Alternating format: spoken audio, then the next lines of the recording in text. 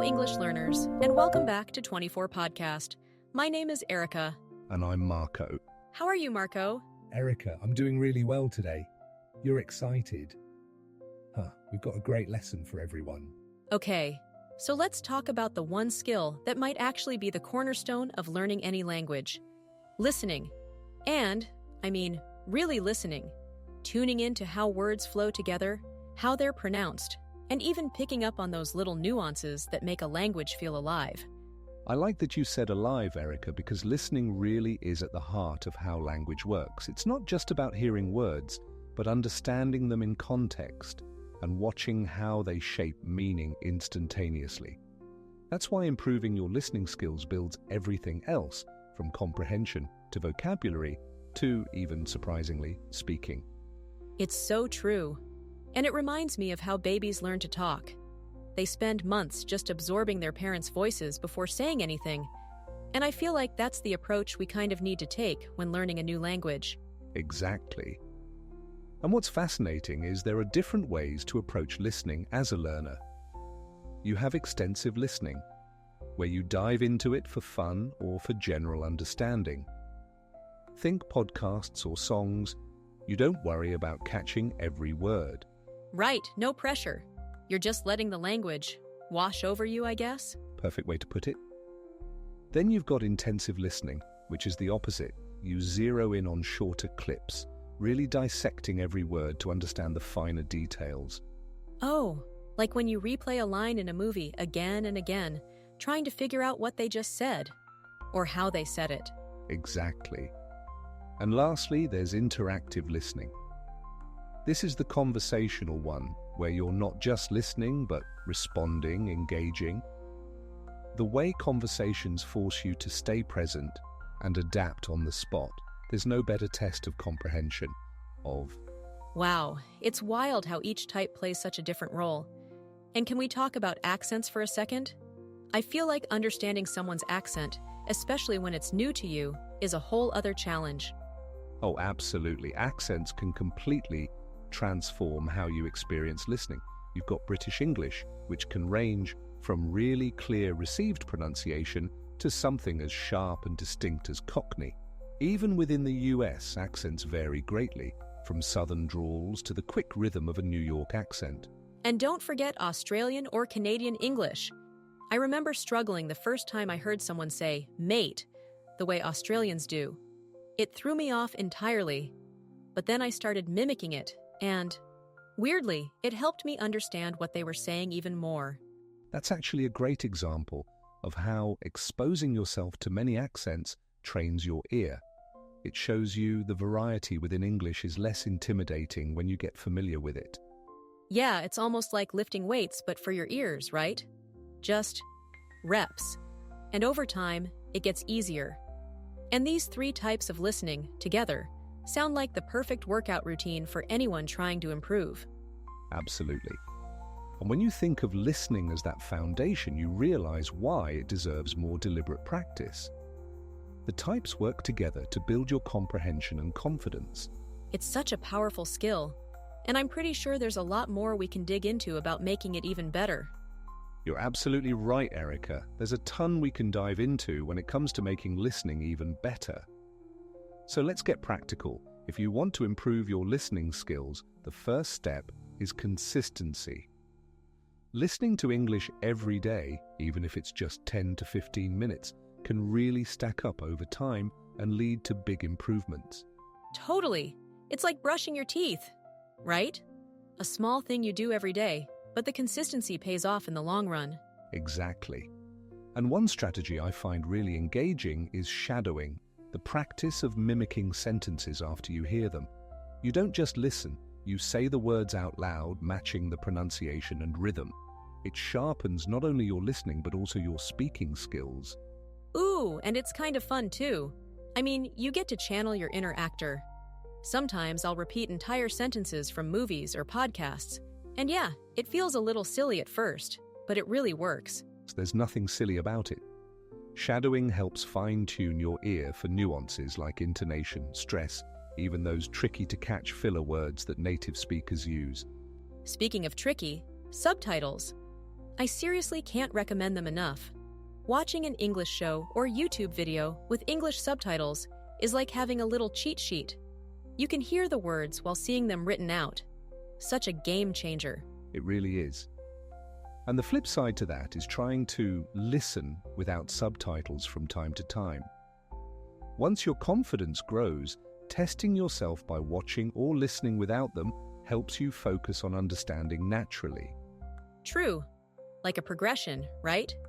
Baby steps, then you stretch yourself. Oh, another thing I love is mixing up what I listen to. Podcasts, audiobooks, even random TED Talks. They all bring something different to the table. Plus, you can pick topics that you actually care about. Absolutely. Diverse content is key. Audiobooks are fantastic for pacing. They're usually slower and easy to follow. And podcasts, they give you real conversational tones, plus YouTube. It's like an endless library of voices, expressions, tones. Pick a few favorites and dive in. Yeah, and with YouTube, you get that added bonus of seeing people's expressions, which can help with understanding emotions or tone behind the words. Visual clues like that are super helpful when you're listening. Not to mention, language learning apps can gamify the experience. With interactive features like quizzes and feedback, they add this layer of engagement, definitely worth experimenting with. Oh my gosh, yes! Some apps even simulate conversations, like you're talking to a real person.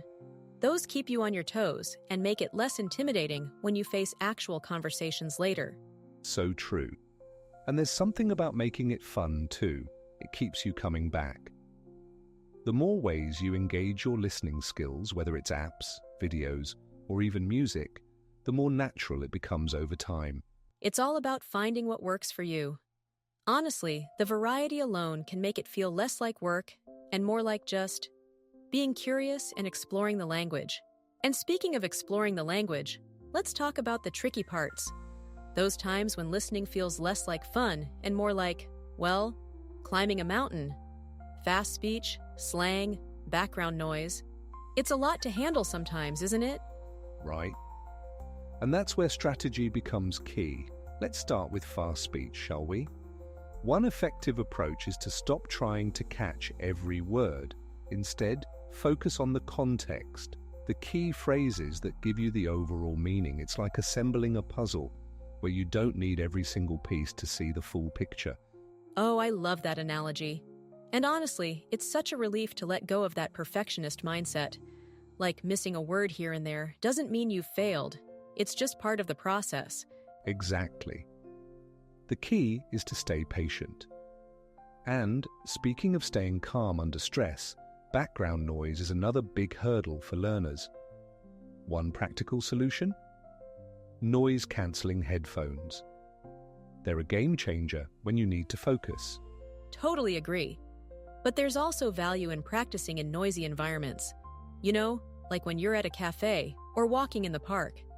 Even if it's harder, it trains your brain to filter out distractions and lock on to the conversation. It does. It's almost like teaching your brain to multitask, in a sense. And that's not a bad skill to develop. Okay, let's talk slang. I feel like slang throws people off because it's so unexpected. You hear someone say, "What's up?" And instead of replying, "Not much," you're stuck wondering what they were asking about. It can be daunting, yes, but again, context is your ally. And pairing that with consistent exposure, watching TV shows, movies, or even just listening to native speakers will help you start spotting patterns in how slang is used. Ooh, and don't forget about repetition. Sometimes I'll replay a sentence or a video just to get the hang of how a slang phrase is used. It's amazing how much easier it gets after the second or third listen. Absolutely. Repetition builds familiarity, and over time, these phrases start feeling less foreign. And while we're on the topic of tricky elements, let's not skip over unfamiliar vocabulary. Here's a tip. Don't panic when you hear a new word. Try to guess its meaning from the surrounding words and tone. Yes, context clues for the win. And, honestly, making a habit of jotting down those new words after a conversation, or even after watching something, helps so much in the long run. It does. A vocabulary journal can turn those moments of confusion into opportunities for growth. And one more thing, don't hesitate to ask someone to repeat themselves or explain. It's a small thing, but incredibly helpful. Oh, for sure. People are usually more than happy to clarify, especially when they know you're learning. It's like a mini conversation starter. Exactly. And all of these challenges, fast speech, background noise, slang, vocabulary, they're all stepping stones. With patience, active listening, and consistent practice, you'll find yourself growing more confident without even realizing it. It's so true. It's like every little win builds on the last one. And then, one day, you're in a loud cafe. Someone throws out slang you've never heard before, and guess what? You manage to keep up. That's the ultimate goal, seamless comprehension. It takes time, but with the right strategies, it's absolutely achievable. And on that note, I think we've covered just about everything we can on mastering listening skills in English. Indeed, we have. From building a foundation with listening types to using apps, to tackling the tougher areas like slang and fast speech, it's all about persistence. And curiosity. Like, don't just practice because you have to. Make it fun. Make it something you look forward to. That's where the real magic happens. Couldn't agree more. Well, that's it for today, folks. Keep practicing, stay consistent, and most importantly, enjoy the journey. And remember, we're here to cheer you on every step of the way. Thanks so much for listening, and until next time, happy learning!